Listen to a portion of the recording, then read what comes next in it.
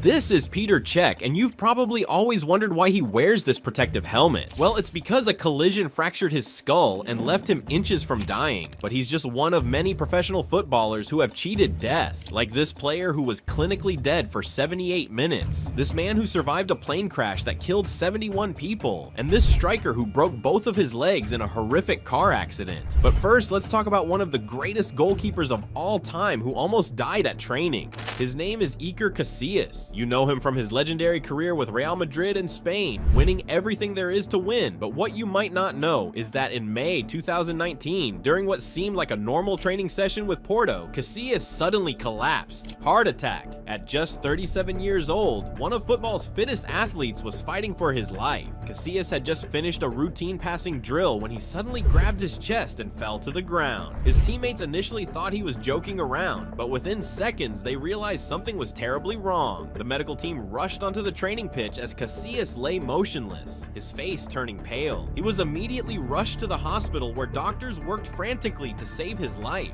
The heart attack was so severe that his playing career was instantly over. Doctors told him he was lucky to be alive. But Casillas didn't just survive, he thrived. Today he works as a football ambassador and has found peace away from the pitch, often saying that the heart attack was a blessing in disguise that allowed him to spend more time with his family.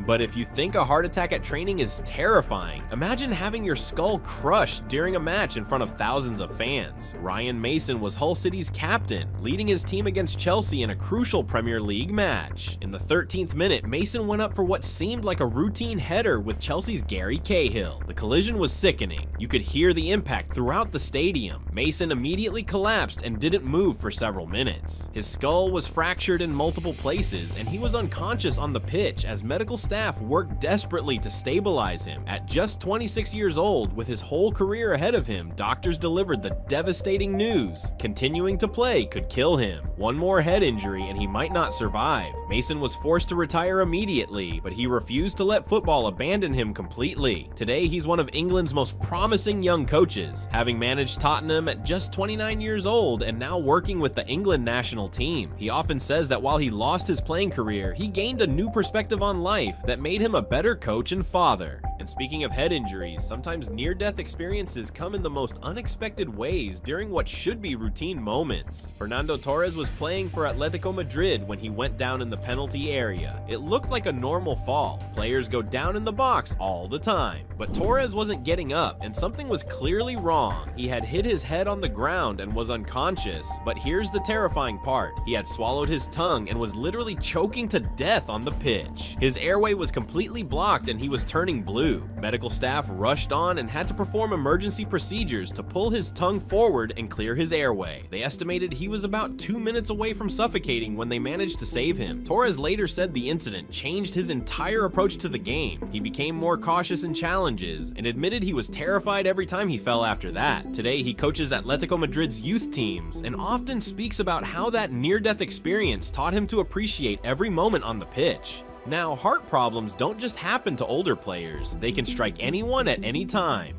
Daley Blend was in his prime, playing beautiful football for Ajax in the Netherlands, when he started experiencing strange symptoms during matches. At first, it was just chest pains and occasional dizziness that he tried to ignore, but during one training session, he collapsed completely. Tests revealed he had heart muscle inflammation that could cause sudden cardiac arrest at any moment, essentially a ticking time bomb in his chest. Over the following months, he collapsed multiple times during training as his condition worsened. Doctors were blunt with him. Continuing to play was like playing Russian roulette with his life. Every sprint, every tackle, every moment of excitement could trigger a fatal heart attack. But Blend refused to quit the sport he loved. Working with top cardiologists, he was fitted with a special monitoring device and put on a strict medical regimen. Against all odds, he continued playing at the highest level for both Ajax and the Netherlands national team. Today, he's still playing professionally and has become an advocate for heart health in sports, proving that with proper medical care and determination, even the most serious conditions can be managed.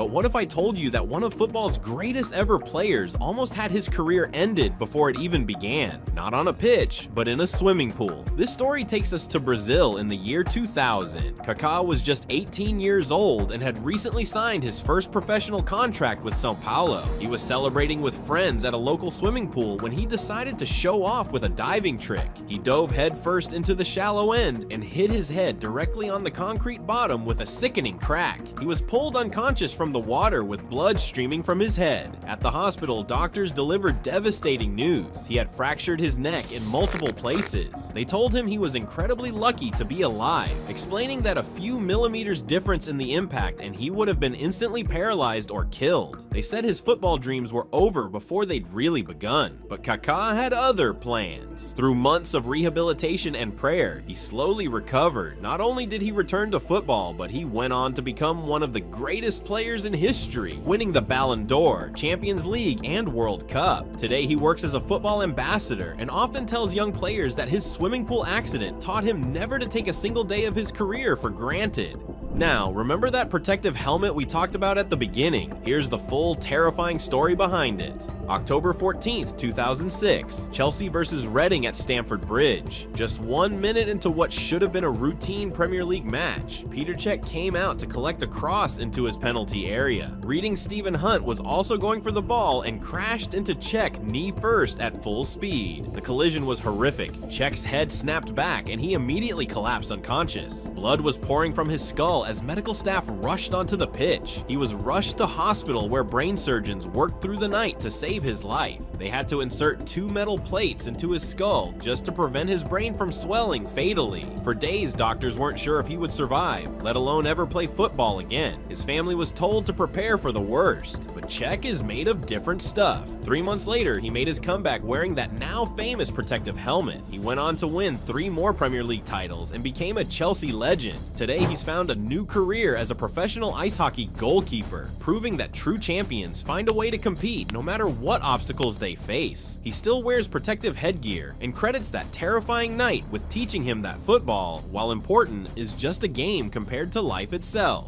But if you think surviving on the training ground or during matches is dramatic, imagine this happening on live television while millions of people around the world watched in absolute horror. Christian Eriksen was Denmark's star midfielder and one of the most exciting players at Euro 2020. The tournament was already magical for Denmark, and Eriksen was their creative heartbeat. It was the 43rd minute of their opening match against Finland in Copenhagen when Eriksen was jogging near the touchline towards his teammate for a throw-in. Suddenly, with no contact and no warning, he just collapsed face first onto the pitch. At first, fans thought he had tripped, but within seconds it became clear something was terribly wrong. Eriksen wasn't moving. His eyes were open, but he was completely unresponsive. He had suffered a cardiac arrest and his heart had stopped beating. His teammates immediately realized the severity and formed a protective circle around him, while his wife watched in terror from the stands. Medics performed CPR for 13 agonizing minutes while millions watched, praying for a miracle. He was clinically dead on the pitch. Doctors later said his chances of survival were less than 10%, but somehow his heart started beating again. Even then, doctors said his football career was finished. No team would risk signing a player who could drop dead at any moment, but Eriksen proved them wrong. 8 months later, he was scoring goals for Brentford in the Premier League, fitted with a special device to monitor his heart. Today, he's back playing for Denmark and has become a symbol of hope for cardiac arrest survivors worldwide. He says that dying on the pitch taught him to live every day to the fullest.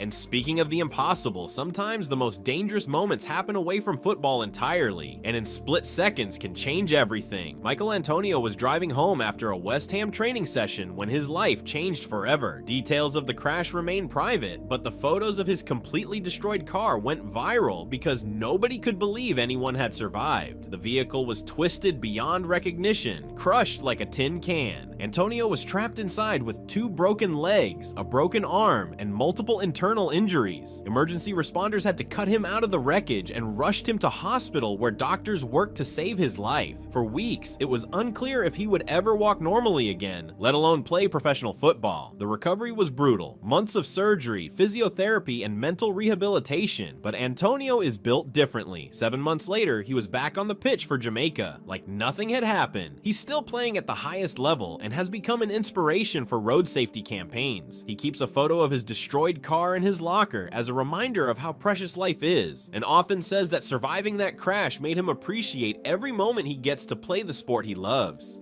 But surviving a car crash is one thing. Surviving when death literally falls from the sky is another level entirely. February 6, 1958 is a date that will forever be etched in football history. Manchester United's young talented team, known as the Busby Babes, were flying back from Belgrade after beating Red Star 5-4 in the European Cup. The plane stopped in Munich to refuel, but heavy snow had settled on the runway. The pilot attempted to take off twice, but had to abort due to technical issues. On the third attempt, disaster struck. The plane couldn't gain enough altitude, hit a fence at the end of the runway, crashed through a house, and split completely in half. The scene was apocalyptic. 23 people died that day, including 8 Manchester United players, young men in their prime, who had their whole lives ahead of them. Bobby Charlton's seat was in the part of the plane that was thrown clear of the wreckage. When rescuers found him, they thought he was dead, but somehow, miraculously, he had survived with relatively minor injuries, while teammates sitting just feet away had perished. The trauma of losing so many friends haunted him for years, but Charlton channeled his grief into greatness. 2 years later, he helped England win the World Cup on home soil. He then led a rebuilt Manchester United to European Cup glory in 1968, exactly 10 years after the crash. Unfortunately, Charlton did pass away October 21st, 2023, but he remains a football legend forever.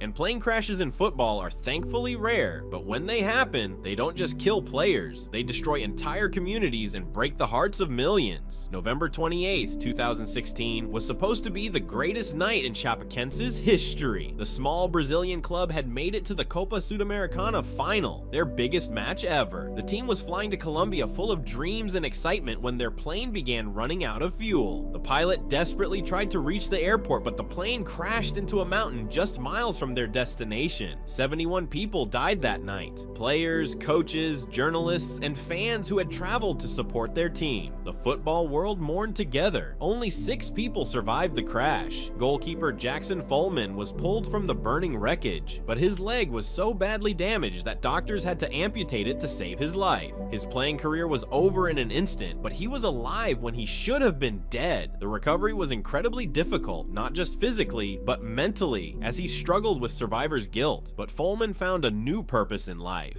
Today, he works as a television commentator and motivational speaker, traveling around Brazil to share his story of survival and resilience. He often says that losing his leg taught him that football was never the most important thing in his life. Surviving was. His story has inspired millions and proved that sometimes the greatest victories happen off the pitch. But our final story is medically impossible, yet it happened in front of thousands of witnesses. March 17th, 2012, Bolton versus Tottenham in the FA Cup quarter-final at White Hart Lane. It was the 41st minute of what had been a routine match when Bolton midfielder Fabrice Muamba, who was just 23 years old and at the peak of his career, suddenly collapsed in the center circle. There was no contact, no tackle, no warning. He just dropped to the ground like he'd been shot. His heart had stopped beating completely. What happened next defied all medical logic. His heart showed no electrical activity whatsoever. Doctors tried everything in their arsenal: 15 defibrillator shocks, countless injections of adrenaline, every resuscitation technique known to medicine. Nothing worked. His family was called to the hospital and told to prepare for the worst. Players from both teams were crying in the dressing rooms. The football world held its breath. Then, after 78 minutes of being dead, something miraculous happened. His heart spontaneously started beating again. Doctors still can't explain it. There's no medical reason why he should have survived, let alone without brain damage. His career was over, but he had literally come back from the dead. Today, Muamba works as a coach and motivational speaker and has become a symbol of hope for families dealing with cardiac emergencies. He often jokes that he's the only person who can say he's died and lived to tell about it. His story changed how football deals with cardiac emergencies and has saved countless lives through improved medical protocols at stadiums worldwide. These footballers didn't just overcome injuries, they literally cheated death itself. From heart attacks to plane crashes, from skull fractures to impossible car crashes, these players faced the ultimate opponent and somehow found a way to win. Football is just a game, but for these legends, surviving was the greatest victory they'll ever achieve, and their stories remind us that sometimes the most important battles aren't fought on the pitch, they're fought for life itself. If you like this content, be sure to like, comment, and subscribe, because there will be more football stories coming your way.